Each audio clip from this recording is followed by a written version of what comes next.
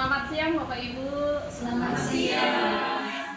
Baik, saya di sini mempresentasikan budaya positif yang saya letakkan di guru penggerak yang akan saya share kepada Bapak Ibu di sini sekalian.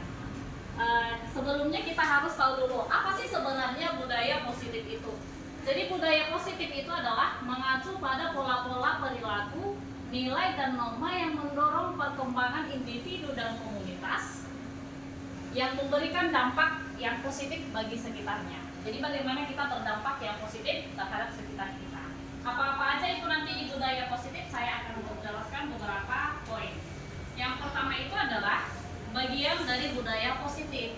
Bagian-bagian yang pertama itu adalah nilai-nilai kebijakan yang universal. Kemudian itu yang kedua adalah disiplin kita. Yang ketiga itu adalah bagaimana motivasi dalam melakukan sesuatu. Kemudian hukuman dan penghargaan, pembuatan keyakinan di dalam kelas, ada nanti 5 posisi kontrol, dan yang terakhir itu adalah segitiga restitusi. Inilah yang merupakan bagian-bagian dari budaya positif. Nah, baik, kita akan kupas satu persatu. Yang pertama adalah disiplin diri. Disiplin diri itu adalah kebiasaan yang dilakukan seseorang pada orang lain untuk mendapatkan kepatuhan dan kecenderungan menghubungkan kata disiplin dengan ketidaknyamanan. Namun disiplin diri yang dimaksud adalah disiplin yang memiliki motivasi internal dari dalam diri sendiri. Jadi jangan berharap kita Bapak Ibu terkadang kan disiplin itu sebenarnya harusnya datangnya dari hati. Sekuat apapun sekolah itu memberikan sebuah aturan, misalnya kalau datang terlambat potong gaji, kalau anak misalnya terlambat kasih hukuman ini hukuman itu tak akan bisa kita ubah kalau tidak datangnya dari diri sendiri. Jadi sebenarnya disiplin itu harus tumbuh dari diri kita sendiri. Itu yang maksudnya kita mau terapkan kepada anak bukan karena aturan mereka melakukan sesuatu itu, bukan karena paksaan mereka melakukan sesuatu, tetapi yang pertama adalah benar-benar dari dirinya dulu, dari kesadaran hatinya, lalu nanti itulah yang kita bentuk. Jadi bagaimana kita menuntun anak itu supaya disiplin, itulah yang menjadi tugas besar seorang guru. Dan supaya itu tersalur kepada anak, dimulai dulu dari diri sendiri. Disiplin dari diri sendiri. Itu yang dimaksud dengan disiplin diri. Kemudian bagaimana dengan nilai-nilai kebajikan? Nilai-nilai kebajikan itu disepakati bersama untuk mencapai tujuan yang mulia. Nilai-nilai kebajikan itu nggak boleh dibuat oleh satu orang. Nah, yang terkadang kan kamu harus seperti ini, kamu harus seperti itu artinya kita otoritas. Tapi yang betul adalah kita menyepakati dulu nilai-nilai kebajikan, misalnya harus melakukan ibadah, misalnya harus tetap menjaga kebersihan, itu salah satu nilai kebajikan. Seperti itu maksudnya. Nah, di dalam budaya positif yang mau saya tekankan itu adalah yang pertama itu keyakinan kelas. Kalau keyakinan kelas, zaman dahulu itu sering disebut dengan peraturan-peraturan kelas. Tetapi untuk belakangan ini, diangkat menjadi keyakinan kelas. Keyakinan kelas itu adalah nilai-nilai kebajikan universal yang disepakati secara tersirat, tersurat, lepas dari latar belakang suku, negara, bahasa, maupun agama. Itu maksudnya keyakinan kelas. Keyakinan kelas yang bagaimana? Keyakinan kelas yang perlu kita buat itu adalah pernyataan yang universal. Maksudnya jangan ada dengan sangkut paut terhadap suku, terhadap kelas. Di kelas juga kita tidak membeda-bedakan, yang universal itu maksudnya. Kemudian dibuat dalam bentuk positif. Kalau selama ini kan sering kita buat dilarang buang sampah. Jadi kata-kata dilarang itu kurang pas. Itu posisinya seperti kayak berupa yang positif, tapi yang betul itu adalah misalnya kita ganti buanglah sampah pada tempatnya. Jangan lagi dilarang buang sampah, jangan seperti itu, tapi buanglah sampah pada tempatnya. Lalu yang berikutnya adalah hendaklah tidak terlalu banyak membuat peraturan itu, tetapi kita buat peraturan itu sebenarnya mudah diingat dan dipahami oleh semua warga kelas. Misalnya saling menghormati sesama teman, itu aturan di kelas itu ini ya kan misalnya. Jadi nggak usah lagi kita mau poin berikutnya, dilarang berbicara keras-keras, dilarang berteriak-teriak, dilarang misalnya yang seperti itu. Tidak ada kata dilarang lagi, tetapi berbicaralah sopan santun. Ketika nanti anak melanggar itu, kita sudah sangkutan tuh poin yang pertama. Jadi nggak usah panjang kali aturan sampai 10. Anak-anak juga nggak bakalan mengingat itu semuanya. Cukup hanya beberapa poin. Dan menurut saya untuk membuat keyakinan kelas ini sangat cocok ya di awal semester nanti. Lalu yang berikutnya, semua warga kelas hendaknya ikut berkontribusi dalam pembuatan keyakinan kelas. Nah ini yang sering tidak saya jumpai, ada beberapa juga di kelas tidak saya jumpai aturan ini. Harusnya aturan yang betul itu adalah ketika kita masuk kelas, mungkin si wali kelas atau guru yang bersangkutan buat dulu di depan. Ayo nak, apa aturan kelas kita? Misalnya, Bu, yang pertama harus menjaga kebersihan, dilarang buang sampah. Jadi kita harus menerima dulu semua dari anak-anak itu. Jangan langsung otoritas gurunya yang prim lalu ditempel. Anak-anak ini ya aturan kelas kita. Misalnya di kelas 11 juga itu ada besar-besar. Itu mungkin karena zaman dahulu ya, mungkin aturan-aturan yang dulu. Bukan kita menyalahkan, tapi mungkin kita perlu mengklasifikasikan supaya tidak terlalu panjang Bapak Ibu. Itu maksudnya. Nah, tapi itu harus disepakati dengan satu kelas. Misalnya, ketika nanti ada yang melanggar aturan, itu kan udah tahu dulu, anak-anak tahu dulu apanya aturan kelas kami gitu. Jangan kita suruh harus dibaca, harus kalian pahami aturan ini dari sekolah, harus kalian baca, harus kalian pahami, nggak boleh. Itu harus kita sendiri yang membuat. Jadi ketika kita melanggar, kita merasa kayak lebih terbebani. Oh, kami kemarin udah sepakat dengan aturan kelas kami. Jadi bukan satu orang yang membuat lalu kita suruh orang lain melaksanakan. Itu namanya membuat sepihak ya, membuat aturan sepihak. Jadi mungkin nanti Bapak Ibu untuk ajaran yang baru, dan pasti saya yakin Bapak Ibu yang di sini pun sudah banyak yang menerapkan di kelas, tapi apabila ada yang masih kurang menerapkan itu, mungkin nanti boleh menyepakati bersama dengan murid-murid di kelas. Kemudian bersedia meninjau kembali keyakinan kelas dari waktu ke waktu. Oh ternyata kayak kita di sebuah organisasi, ADRT kita kemarin itu ada seperti ini Bu. Ternyata itu kurang pas, anggarannya enggak 50.000 lagi misalnya. Kalau ada yang menikah kayak 1 juta aja lah gitu. Saya itu sepakat tak upgrade lagi. Kira-kira Bapak Ibu seperti itu maksudnya. Jadi kita harus tetap tinjau bagaimana keyakinan yang ada di kelas kita. Baik, kemudian budaya positif yang berikutnya itu adalah ternyata manusia itu punya kebutuhan dasar. Kebutuhan dasar manusia itu ada sebanyak 5. Yang pertama adalah kebutuhan dasar untuk bertahan hidup. Jadi kebutuhan manusia dia juga butuh, misalnya bertahan hidup, makanan, sandang, pangan ya. Kemudian dia juga memerlukan kasih sayang dan rasa diterima, kebutuhan untuk diterima. Jadi murid-murid kita itu pun sebenarnya kita nggak tahu latar belakang mereka seperti apa di rumah. Dan sering banyak itu kasus misalnya di sekolah kita ini, oh siapa nggak pernah lagi sekolah ini, nggak pernah lagi seperti ini. Terkadang kita itu melakukan pendekatannya ternyata kurang pas Bapak Ibu. Dan saya sendiri pun selama ini kadang, oh iya ternyata yang saya lakukan itu hampir-hampir mirip dengan yang dimaksud, tetapi saya menyampaikannya tidak sesuai dengan tahapannya gitu. Jadi sering kita merasa kayak gagal aja mendidik anak itu.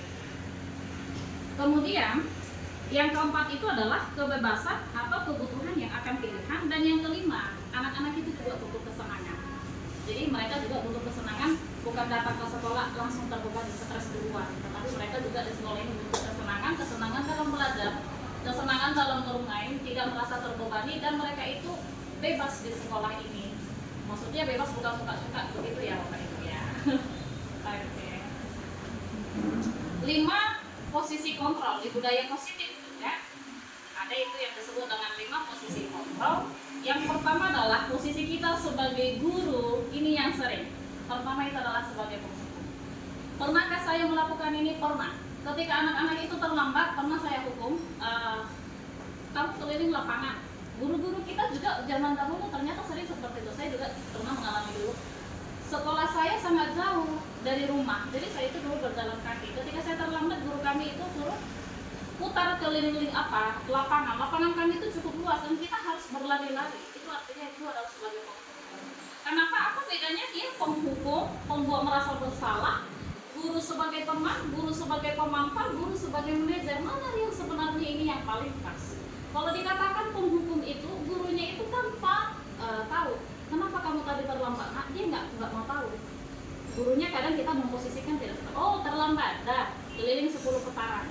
Tidak mengerjakan tugas. Kita nggak tanya kenapa nggak ngerjakan tugas. Oh kamu nggak ngerjakan tugas. Saya ulangi 10 kali lagi. Kamu gagal ujian, udah kau ulang lagi 10 kali. Ujian ini ternyata itu salah Bapak Ibu. Ketika anak-anak itu juga nggak bisa ujian, kan kita nggak tahu, entah tadi malam dia sakit perut, entah tadi malam dia itu misalnya sakit, dia lagi nggak enak badan, hari ini masa karena dia nggak bisa gagal untuk itu, kita tidak mau mencari tahu, langsung kita bilang, oke, gagal, ujianmu gagal, dapat 40, ulang 10 kali lagi, perangkap 10, itu tidak boleh. Itu peranan guru itu sebagai penghukum di situ. Lalu yang kedua itu adalah membuat merasa bersalah. Jadi kadang kita bilang sama anak itu, kenapa kamu terlambat? Kamu tahu kan kalau saya tidak menghukum kamu, sekepala sekolah juga pasti menghukum saya. Jadi anak-anak merasa dia bersalah. Itu juga nanti ada dampak-dampak negatif yang membuat anak itu tidak bertumbuh, tidak dari hatinya untuk berubah. Lalu yang berikutnya adalah terkadang kita memposisikan murid itu sebagai teman. Rasanya, hey sayangku, Mesti sini dulu. Lalu kita ajak lagi anak-anak itu, kita peluk-peluk, lalu kita buat kayak teman kita sendiri. Akhirnya apa? Anak itu nanti jadi tergantungan dengan kita. Ketika kita harusnya mau anak itu mengerjakan sesuatu yang kita posisinya guru dan anak itu sebagai murid, anak itu tidak patuh lagi Bapak Ibu. Kan kita kan selama ini kayak teman. Ayo udahlah, nggak aku kerjakan pun kayak aku, boleh-boleh aja lah. Pasti masa dia tega kasih saya nggak putus. Nah gitu jadi posisi. Kalau dia sebagai teman. Lalu yang berikutnya itu adalah ada posisi itu sebagai pemantau. Dia cuma lihat-lihat aja, lihat-lihat dipantau-pantau bisa nggak dia ya. Misalnya kalau yang dia pemantau itu, apa yang telah kau lakukan? Dia bukan gurunya membantu, dia membantu. Apa yang kau lakukan? Oh, benar atau salah? Dia nggak memberitahu, oh itu benar, itu salah, harusnya seperti ini tidak. Dia hanya memantau. Oh kalau misalnya memantau, membuat orang merasa bersalah. Kalau enggak, dia langsung menghukum. Itu yang sering kita jumpai, sehingga anak itu tidak bertumbuh karakternya dengan baik. Jadi anak-anak itu juga sebenarnya seperti yang kita bahas tadi, mereka juga butuh ketenangan, mereka juga butuh kasih sayang, dan kita juga harus melakukan pendekatan supaya kita tahu latar belakang mereka melakukan itu seperti apa. Kita juga pasti mungkin pernah merasa bersalah ya kan, pernah terlambat sekali, tapi nggak mungkin langsung dihukum. Ketika kita pun pasti Bapak Ibu juga pernah melakukan kesalahan, mungkin ketika sekolah atau mungkin di rumah ataupun di organisasi, tapi ketika langsung dihukum, kita kan gimana ya, kayak kurang enak gitu ya. Saya kayak ke pesta pun atau apa, kamu lama kali datang ke gereja atau mungkin dari sama lama kali datang. Harusnya tadi kita harus kasih ini ke Bapak itu, karena kamu lama datang jadi berantakan semua acaranya. Padahal dia nggak tahu kalau di rumah kita harus menjaga anak yang sakit, mungkin harus mengantar orang tua ke rumah sakit, harus melakukan apa-apa gitu. Jadi kita harusnya, setiap manusia itu wajar salah, tapi yang perlu adalah kita tidak langsung melakukan dengan emosi kita sendiri, tetapi ada hal yang harus kita lakukan, nanti akan kita bahas, namanya segitiga restitusi Bapak Ibu. Nah, jadi di dalam posisi kita tadi sebagai guru, misalnya ada di sini identitas yang gagal. Kalau sebagai penghukum, sebagai orang pembuat merasa bersalah, nanti perilaku untuk kontrol yang positif dan kontrol diri. Kalau misalnya dia penghukum menghardik, menunjuk-nunjuk, menyakiti, menyindir, itu dia kalau penghukum. Kemudian biasanya tekanan suaranya itu besar, tinggi gitu. Kalau merasa pembuat bersalah, dia cenderung berceramah, menunjuk kekecewaan yang mendalam. Itu dia kalau orang sering membuat merasa bersalah sama orang lain. Kamu kan salah, jadi kita buat supaya kamu tahu aja kesalahan kamu gitu. Bukan kita berusaha untuk memperbaiki, tapi buat supaya dia merasa bersalah aja. Perilaku sebagai teman membuat alasan-alasan untuk menjadi murid-muridnya. Kalau pemantau, dia menghitung dan hanya mengukur aja. Tetapi kontrol yang paling benar itu adalah sebagai manajer mengajukan pertanyaan-pertanyaan. Jadi kita selidiki dulu. Kemudian kalau misalnya kalau guru berkata, kalau kamu tidak melakukannya, saya akan menghukum kamu bersihkan toilet sampai misalnya berapa kali. Tapi kalau misalnya dulu olahraga, dia nggak bawa baju, misalnya oke, keliling satu kali lapangan, itu bukan menghukum namanya Bapak Ibu. Tapi mungkin dia itu sudah melakukan, konsekuensinya seperti ini. Tapi kalau misalnya terlambat, kamu harus melakukan bla bla bla bla, kamu harus keliling 10, itu udah di luar wajar.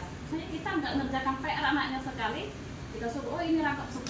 Kemudian saya berjanji tidak akan mengulangi lagi. Saya pernah menemukan itu di buku anak didik. Disuruh sampai 10 halaman atau 5 halaman timbal balik. Cukup banyak ya. Itu penghukum namanya.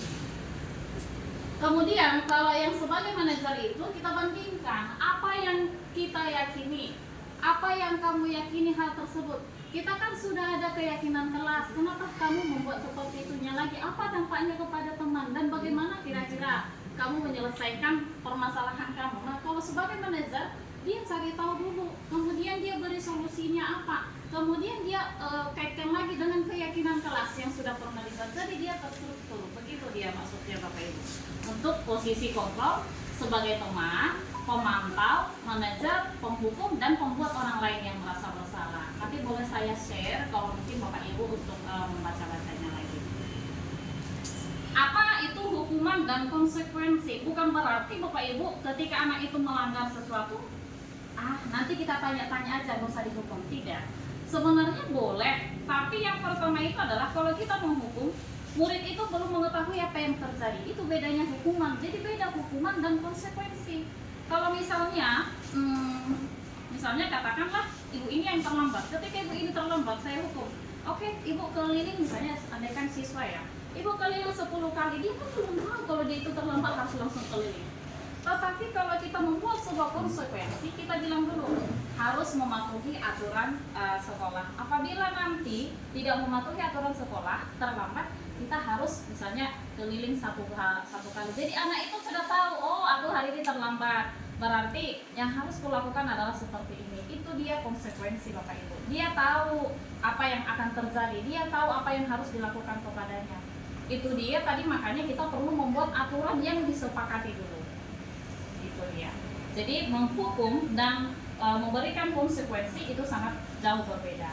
Kalau menghukum tadi belum tahu apa yang terjadi, sedangkan konsekuensi sudah tahu dia apa yang akan terjadi pada dirinya. Jadi kenapa tadi kita harus membuat sebuah keyakinan kelas dulu, disepakati bersama, kemudian ditinjau ulang supaya anak-anak itu bertumbuhnya tidak semakin negatif. Jadi kalau yang kita kerjakan hal-hal misalnya setiap ada kesalahan langsung kita hukum anak itu, bertumbuhnya tidak baik. Tetapi ketika misalnya ada kesalahan anak itu, kita tadi bertindak sebagai manajer, anak-anak itu akan tahu, oh kesalahanku seperti ini, aku tidak akan mengulangi lagi, aku akan harus bertumbuh lebih baik lagi. Itulah yang diinginkan menjadi karakter anak sesuai dengan P5 yang sudah kita pelajari Bapak Ibu. Nah, kemudian bagaimana kalau anak itu bersalah? Ini yang perlu tadi kita lakukan adalah namanya segitiga restitusi. Yang pertama Bapak Ibu, sebenarnya ini adalah paling banyak diterapkan oleh guru BK. Tapi karena nggak ada guru BK, harusnya setiap guru bisa menerapkan ini karena kita juga terjun di dalam kelas. Yang pertama adalah stabilkan dulu identitas. Misalnya si anak ini nggak piket 1 hari ini, atau mungkin datang dia terlambat ke sekolah. Hal yang sederhana lah ya. Yang saya sudah juga lakukan itu adalah ketika anak-anak menggunakan sepatu putih. Nah, ketika menggunakan sepatu putih itu saya dulu bilang seperti itu sama anak-anak, nggak boleh menggunakan ini. Seminggu lagi saya lihat kamu pakai sepatu putih, saya ambil. Jadi kita beritahu dulu sama anak itu, ada loh aturan di sekolah, nak, kita itu menggunakan sepatu hitam, bukan berarti sekali dia putih langsung kita ambil. Bukan berarti ketika anak itu panjang rambut kita tidak ingatkan, langsung kita main potong sendiri, itu tidak boleh. Karena anak-anak itu tadi dia butuh ketenangan, dia juga butuh kasih sayang, dan dia juga itu nggak suka digitukan. Karena setiap manusia itu kan punya punya kayak value diri sendiri ya yang harus dihormati. Jadi yang pertama tadi itu adalah stabilkan dulu identitasnya. Caranya adalah kita buat seperti ini. Kenapa kamu menggunakan sepatu putih? Kamu kan harusnya kan hari ini kita menggunakan sepatu yang hitam, daftar aturan sekolah kita. Dia akan memberikan alasannya kenapa hal itu dilakukannya seperti itu Bapak Ibu. Tetapi kalau sudah dilakukan berulang-ulang, maka kita boleh menindak ke konsekuensi yang sudah pernah kita berikan kepada anak-anak. Lalu yang berikutnya adalah validasi tindakan yang salah. Bukan berarti setiap yang dilakukan anak itu yang salah pun itu kita seolah-olah membenarkan, tidak seperti itu juga. Salah tetap salah. Validasi tindakan yang salah. Jadi yang salah itu seperti apa? Ketika dia melakukan kesalahan itu tadi kita beritahu yang salah itu. Kemudian kita bawakan ke aturan sekolah kita.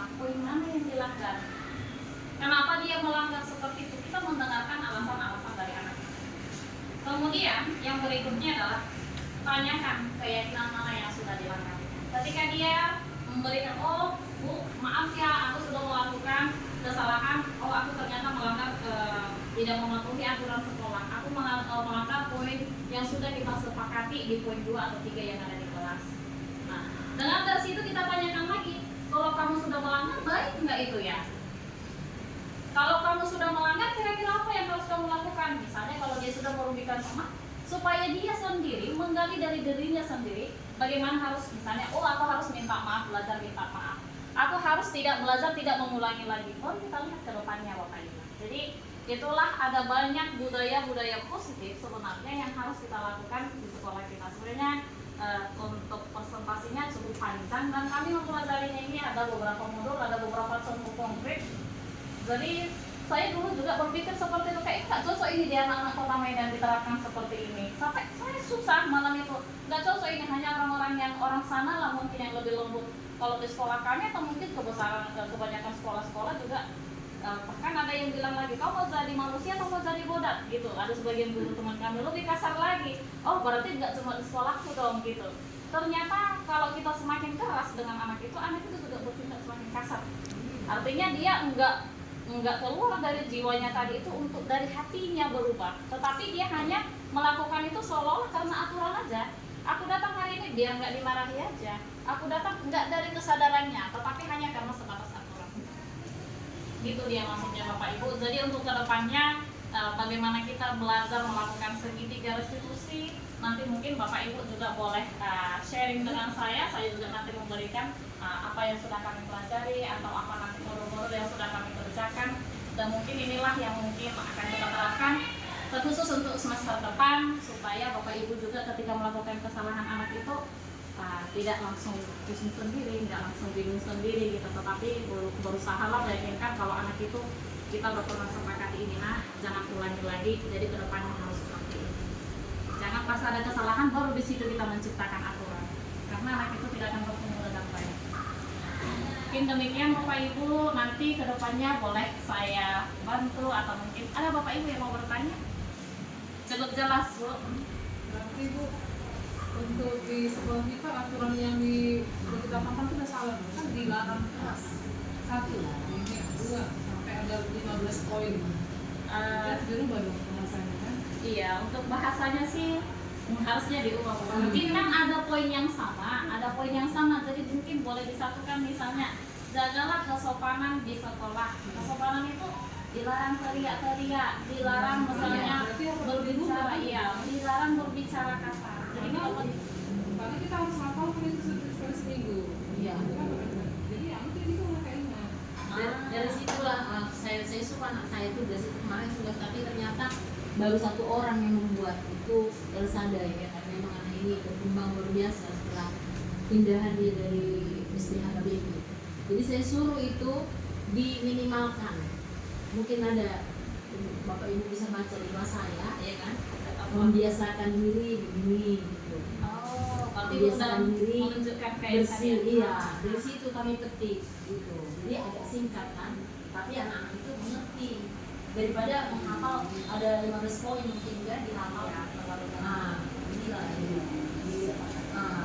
Jadi anak-anak itu bisa berpikir lebih kritis dan bisa dia menangkap itu semua isinya.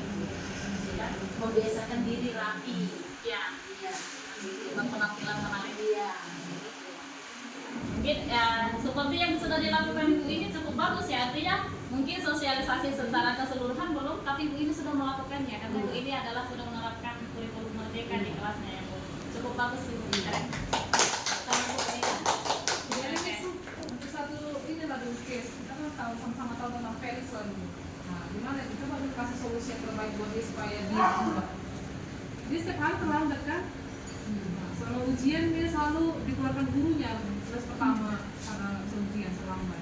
Apa yang bisa kita kasih masukan sama dia? Budaya ya. Malah saya kalau jumpa dia saya langsung gitu, aduh kalau lagi nah, gitu aku Bu. Sebelumnya udah pernah panggil saudara pribadi. Udah ngomong pribadi, udah ngomong sama mamanya. Peraturan di kelas sudah disepakati ya. Udah. SP1, SP2, SP3 kayak gitu udah pernah dilakukan. Kalau untuk surat peringatan ini hanya lisan. Hanya lisan. Karena kan hanya menyangkut keterlambatan kan. Soal yang kata